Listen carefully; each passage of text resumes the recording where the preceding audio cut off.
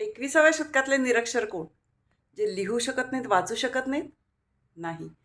21व्या शतकातले निरक्षर ते जे शिकू शकत नाहीत, परत परत शिकू शकत नाहीत आणि शिकलेलं विसरू शकत नाहीत.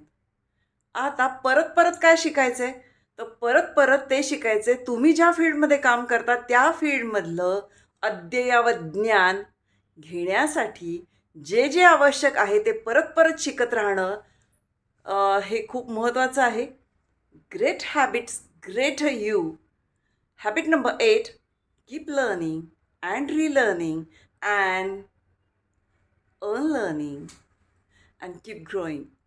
थोडक्यात काय तर 21व्या शतकातले निरक्षर ते जे शिकू शकत नाहीत, परत परत शिकू शकत नाहीत आणि जे शिकलेलं पूर्वीचं जे काळानुसार आज उपयोगाचं नाही आहे, ते विसरू शकत नाहीत. ज्या गोष्टी तुम्हाला आवश्यक नाही आहेत आज, त्या स्मरणातल्या काही गोष्टी काढून टाकणे, ही तितकंच महत्त्वाचं आहे. नुसतं शिकणं गरजेचं नाही, तर जे आवश्यक आहे ते परत परत शिकणं, तुमच्या फील्डमध्ये अद्ययावत ज्ञान असणं, हेही तेवढंच महत्त्वाचं आहे. आणि काळानुरूप जे बदल झाले ते ॲक्सेप्ट करून तुमच्या स्मरणातल्या काही तुमचं जुनं ज्ञान, तुमच्या ज्या नोंदी आहेत त्या काढून टाका.